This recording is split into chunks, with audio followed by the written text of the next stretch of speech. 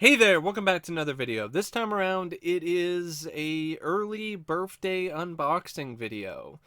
This is a birthday unboxing because a pretty big box of birthday presents was sent to me by a longtime subscriber and a friend of mine, Jonathan. He sent me a lot of stuff over the years. He's been supportive in my channel for quite a while.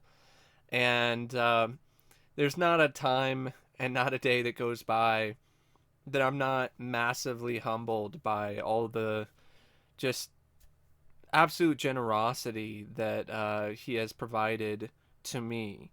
Um, and on top of that, I feel the same way about all the support I get from you guys and gals. Whether it's a kind word here and there, a like on a video, or just the fact that you're actually following me and think that what I have to say is worth something. To me, that's worth everything. But Jonathan wanted to have me do this unboxing, and I'm going to definitely follow through on that. So anyway, let's get started. So he told me about a few things. Like, I did know about some of the stuff that he was sending me. There's other ones though that are completely. They are kind of a mystery. Now I'm gonna say this. Um, this isn't Jonathan's fault. The package, for some reason, got a little damaged in transit. So it's not your fault, Jonathan. This is honestly something that I have to blame the post office for. But it looks like the discs are fine, and that's the most important thing.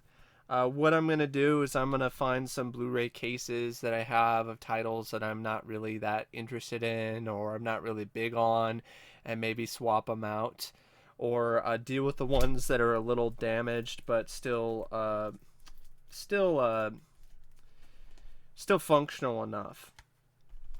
But that's the only bummer out of this. That's really too bad. Normally they come in and they're actually in decent shape, but for some reason they really uh, threw this box around. They treated this box like Jim Carrey treated his packages in the beginning of Ace Ventura.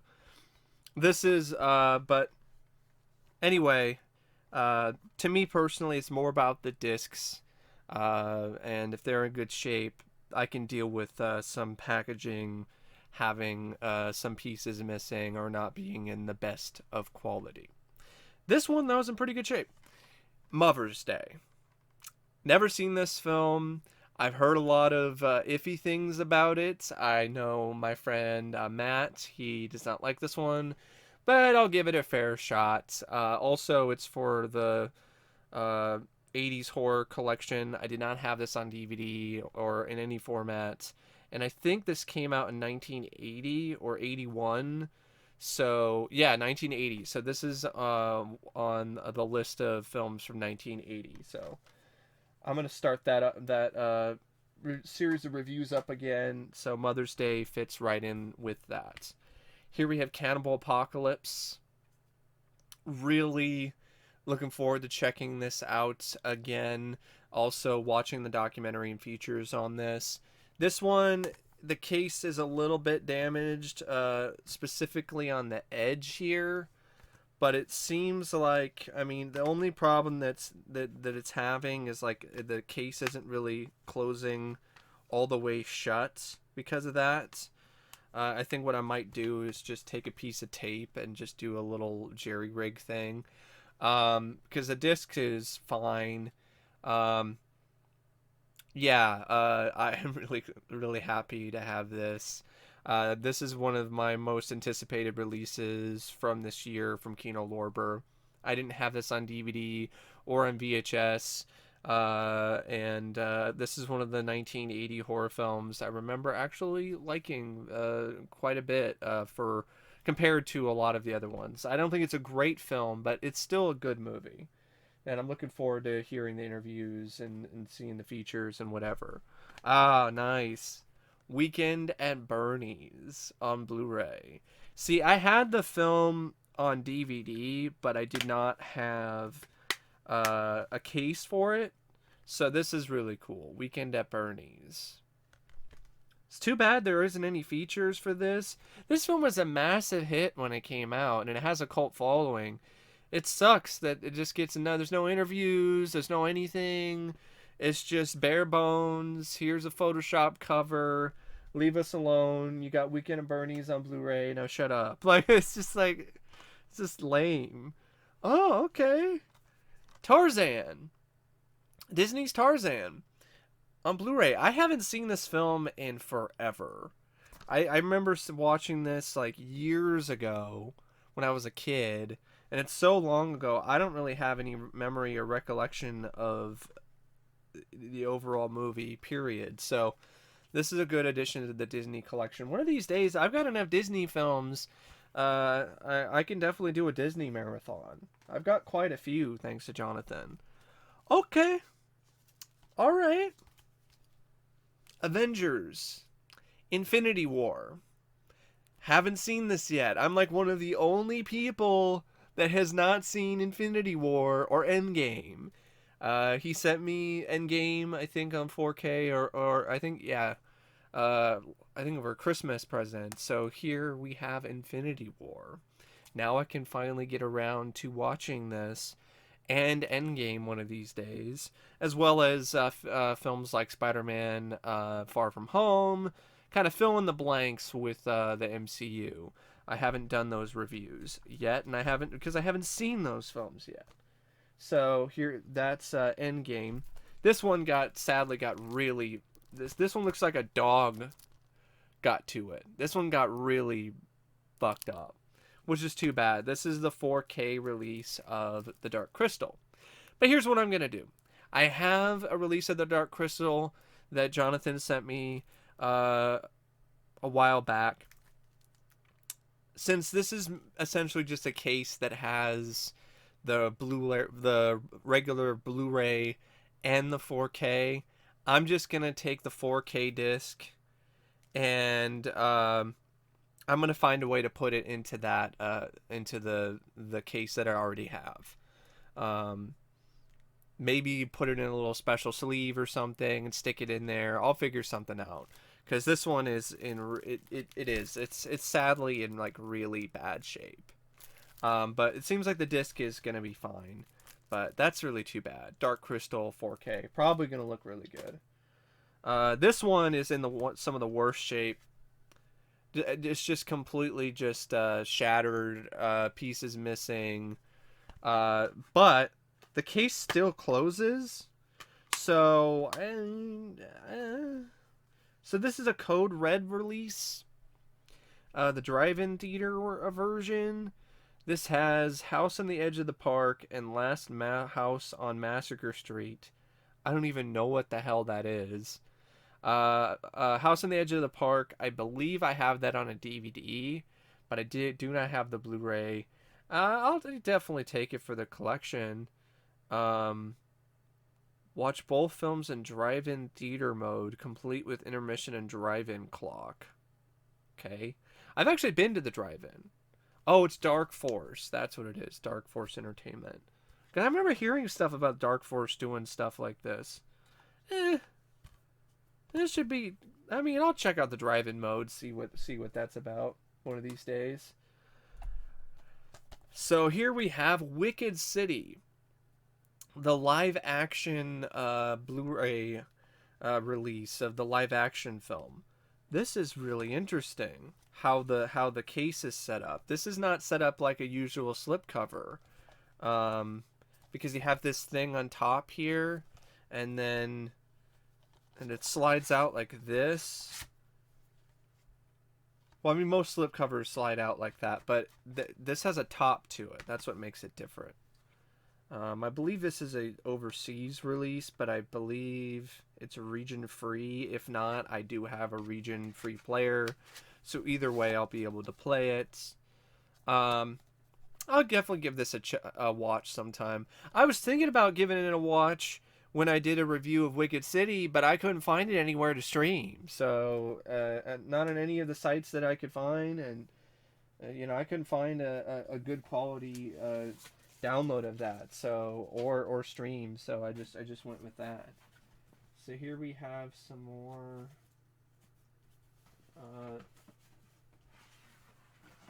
Gifts here. Okay. Animaniacs Volume 4, the last volume that I needed to complete the Animaniacs collection. He sent me the other 3, and now we have Volume 4. Nice. I haven't seen this show in forever, but I do remember having some fun with it. So, Animaniacs. The Wedding Singer on Blu-ray. This is actually one of my favorite Adam Sandler films. I legitimately enjoy this one. And definitely one of my favorite rom-coms, because this is essentially a rom-com. That's nice to upgrade the DVD that I have. Oh! Tailspin. Volume 1. This is a show I used to watch on Disney Channel. I used to watch this show on the Disney Channel. I even had some Tailspin action figures. So this will be fun to revisit one of these days. And then we have another anime, Blackjack, a surgeon with the hands of God. Interesting. He's a surgeon. There's some deadly disease. There's experimentation and science stuff. Huh. Definitely looks intriguing, that's for sure. Surgery and doctors and experimentation and mad science and an anime? Okay. Alright. Alright, okay. Okay, alrighty.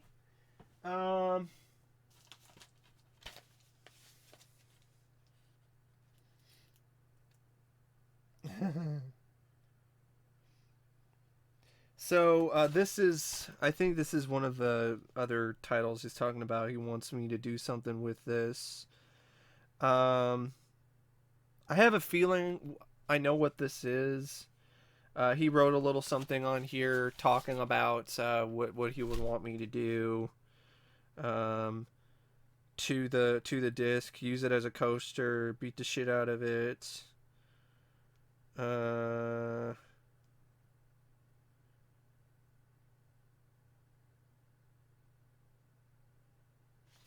Okay. So, because he wants me to do something to these coasters that he sent me in the reviews or whatever that I decided to do, and I'm like, okay, all right, I'm up for that. Yep. Total Recall, Total Rehash. So it says review the words on the back. The reviews. Some guy from MySpace named Andrew Fruins, he said it's better than the original. In what fucking way is Total Rehash better than the original? I can't think of any way that this film is better than the original. Smart, sexy, and action-packed. Well, it is sexy. Kate Beckinsale is fucking drop-dead gorgeous in this. Jessica Biel isn't half bad either. I wouldn't say it's action-packed. It's packed full of lens flares. And Jonathan even wrote on here rectum. That's pretty funny. It's like total rectum. All right. Yeah. Okay. Do a review of the first film and then do a rant on that sometime. Okay. All right. And then he sent me a book. Awesome. Oh, cool. I didn't even know about this one. This is really cool. It's a book on Jim Henson's Creature Shop. No strings attached. I put some Jim Henson books on my Amazon wish list, but I didn't know that there was one on the Creature Shop specifically. This is really, really cool. This is awesome. Cause I love makeup effects. Like I'm a super makeup effects nerd. And we got Mikey, we got Michelangelo, and we got the dinosaurs from the TV series, and bunch of cool stuff. Nice. It's all about the Jim Henson Creature Shop. I will definitely give this a look. That's really cool. This fits right in line with all of my effects books and stuff like that. I have a pretty extensive collection of books about makeup effects or special effects, so this falls right in line with that. Thanks. Thank you. And then got another letter. Excuse me, gotta get a little more comfy. It says, Dear Mike, happy birthday. Enjoy these gifts as I cannot believe you're 31, just like I'll be 38 in June. Alright, well, happy early birthday, Jonathan. And I want to say congratulations on finally finishing college. Yes, that's true. I will be graduating from Washington State University in just a couple weeks. I got a few more things I got to finish up, and then I will be basically done. And I will graduate, and I will be, ready to go, be finished. Definitely looking forward to finishing that journey. It's been a pretty long one. He says in June I'll send you more items like Zombie 4K, Beyond Reanimator, Pet Sematary 2, and more. Thanks. I mean, I definitely appreciate it. It just leaves me genuinely speechless, to be honest. Says enjoy the Dark Crystal on 4K. Yeah, I will. Thankfully the disc is fine. The case isn't really in the best shape, but the disc is good. Heard the 4K is astonishing. For my birthday in June, used to review the Dark Crystal. That's reasonable. He also wants to hear my thoughts on the series as well on Netflix. He also wants hear my thoughts on Tales from the Crypt season 3. I definitely might do that since it's the month of my birthday, and I really do like that show. He says, I paid for Dark Crystal reviews in Mother's Day. Okay, alright. He then wants me to do in June and July Vampire Hunter D, Castle in the Sky, and Totoro. Okay. He's then going to tell me more Patreon requests when he sends me more stuff in June. Okay, alright. That's reasonable. Talks about how he can't wait for my Invisible Man reviews. Yes, I did record some Invisible reviews. Memoirs of Invisible Man, Hollow Man, the new Invisible Man. I also got some... I still need to record some reviews for films like The Hunt. So he's a Taxi Driver, wants to hear my thoughts on Woman in Black, Nightlife, Tales from the Crypt Season 3. He wants me to rant in August Underground, Mortem. Yeah, I gotta wait. I'll wait a little bit on that one because I gotta be in the right mood for that. But in all honesty, is there ever a right mood for that one? I would say what's coming up next after I'm done with Critters is gonna be Woman in Black films, because that's a request from a friend of mine who asked me to do those films. So I want to do that because I'm a little bit behind in that regard. Then I'm going to do Night of the Demons, and then after that I'm going to do Wall Street films because that was actually a request as well. So In between that stuff, I'm gonna do some random stuff, some random reviews, so I don't get too burned out on that stuff. But that's really the plan going forward. Uh, Something movies can't I'm sorry, Jonathan. I can't read the what it is after Night of the Demons. It says Aladdin.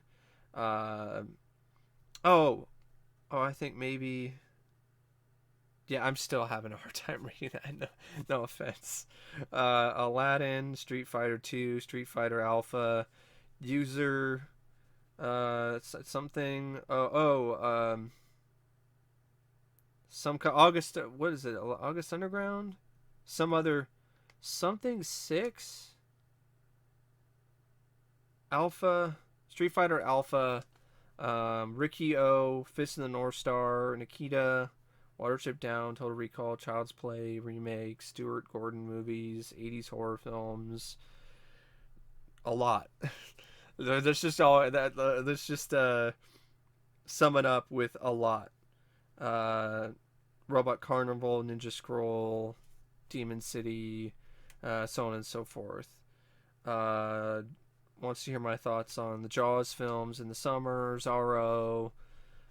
Any plans for Terminator and Rambo reviews? Definitely want to do some Rambo reviews sometime this year because I have all of them on 4K. This is how many stars do you give the following movies? Bad Boys 3.5, Critters 1 and 2. Since I like them about equally, I would probably give them both 4 or 4.5 stars.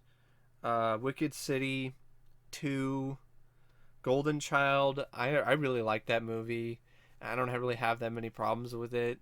So I'm Golden Child. I'm probably gonna give 4.5. Metro 4. House on Haunted Hill movies. The first one 3.5. The second one 2.5. The original House on Haunted Hill, for what it is and for the time period, I'm gonna give it 4 stars because I don't really like a whole lot of films from that era, and that's one of the better ones that I've seen. House of Wax remake 4. Extreme Ops. I said I wasn't. I think I said it doesn't get anything except a fuck you from me. So 0 stars. Because I can't really think of anything that I legitimately liked about that. Parasomnia, sadly, that's a 2-star, 1.5 film. Creature, 3.5. Scared to Death, 3. Shazam. Honestly, it's more of a 3-star film the more I think about it. Birds of Prey, 4. I know it's controversial, but that's one of my favorite films in this year. Aquaman, 3. Captain Marvel, 1. Fear.com, 2 stars. Outbreak, 5. Sue me, I love that film. I think it's a great movie. Family Business, 2 stars. The epitome of a below average movie. Miami Blues, another 2-star film for me. Secret of My Success, I really like that one as well. I didn't have that many problems with it. For what it is, a boardroom business comedy, 4.5. Did not give nothing for The Alien Dead. Like, how many stars do I actually give it? Give fucking nothing. Because really, it doesn't deserve anything. There's nothing about that movie that is good. It gets 0 stars. He says, I hope you enjoyed the book on the history of Jim Henson's Creature Shop. I definitely will. Like, that was a really wonderful surprise. I mean, everything was really wonderful. But that one in particular, I was not expecting, and I didn't even know that existed. Yeah, it sounds really, really cool. It just talks about Mother's Day, Apparently, Brett Ratner and Eli Roth are fans of that one. Cannibal Apocalypse has a truly flawless restoration. That's really good to hear. Wicked City is very different than the first one and less sleazy. Was Wicked City too sleazy for your liking? Um, yeah. I think I talked about how I thought it was a little bit too sleazy, a little bit too. Uh, it's just I don't know. I'm not really super big into that kind of stuff. There's a place and there's a time and a place for it, but I just wasn't super big on those aspects of the movie. Did it remind me of The Thing, Lovecraft, Hellboy, Society, and Basic Instinct? In some ways, yes. Uh, uh Society definitely. Like I said earlier in the review itself, it reminded me at some points of something like Men in Black. Basic Instinct. I don't know about that. Maybe that one scene with the one girl in the beginning. Uh, Meyert was a pain in the ass, and do we need to see an old man suck a woman's tit? No, we didn't. He was a pain in the ass, and no, we did not need to see that. Matt was like that in his own Wicked City review. That it would be if Lopan, when it was in Big Trouble in Little China, sucked tits. Yeah, I don't need to see that either. The movie was not only sci-fi horror noir, but fantasy too. Nice reviews of Critters 1 and 2. Do you think the Krites look like Fizbiz? Oh, so like the fuzzy creatures from Dark Crystal? Uh, maybe a little bit, but the critters are definitely more fearsome. Like I said, I think they look more like tribbles with teeth and limbs. That's my sort of thing. I think the transformation in Critters was amazing.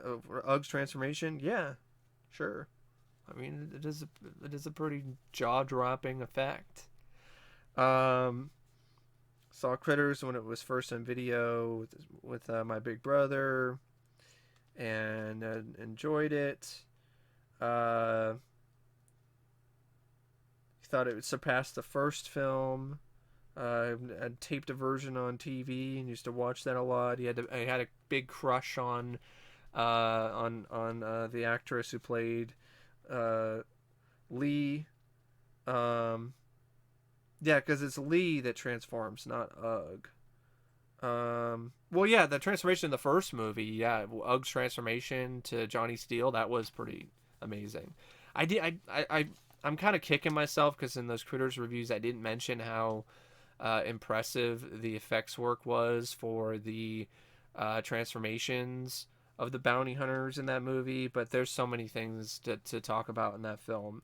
I just kind of it honestly slipped my mind.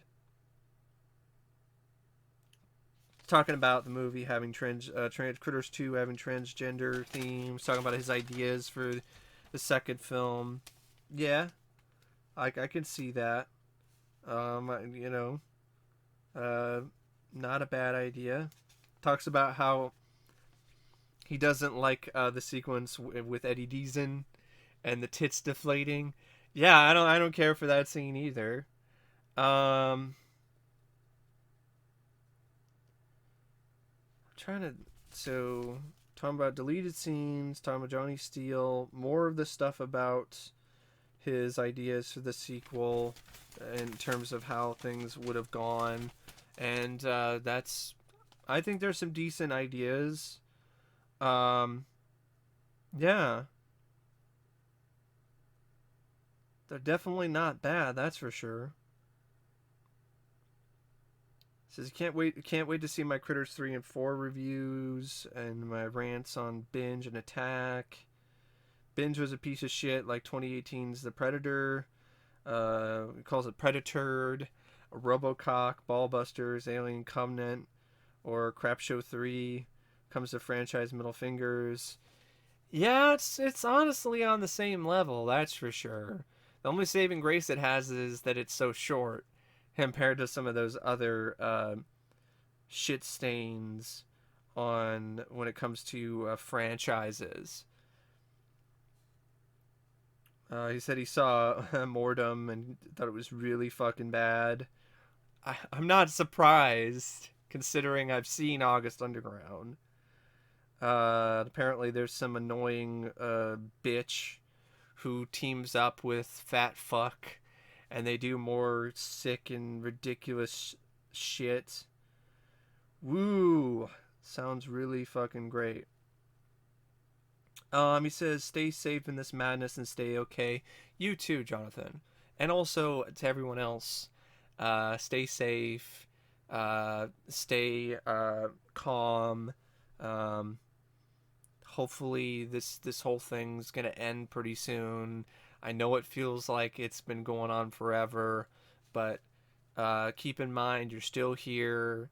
You still have your friends. You still have your family. Hopefully, you still have a roof over your head, and you still have a lot of support. A lot of people that love you. A lot of people that are going to be there for you. So you're never alone, and keep that in mind. Things are going to be okay. I never bought into the idea that things always get worse before they get better. Things always get better. It may take time. Things in your life might get better at different intervals and different levels, but it's always gradual improvement. That's how I view things in life, and that's how I view this situation that we are still currently in. And then he talks about, I'll send you more stuff in June and another letter. Um, yeah, so he definitely wants to mention all this other, wants me to tear apart Total Recall. And he also mentioned how I forgot the staple on Lee's torso in Critters 2. Yeah, it was a detail that kind of slipped my head. Like I said with the other bit when I talked about the uh, transformation of Ugg into Johnny Steele in Critters. I didn't mention that, but it was a pretty fun sight gag. It makes sense. He looked at a Playboy centerfold, and then when he transformed, still had the big staple uh, on her chest. But anyway, that's really all I have to say about this unboxing video. I do have some more stuff. I will probably show those in a separate video though, but I do have some more things that I did pick up through Facebook groups and through some sales and stuff like that. But anyway, thank you for watching. Thank you once again for your support, for your kind words, and take care. And as always, I'll see you later. See ya.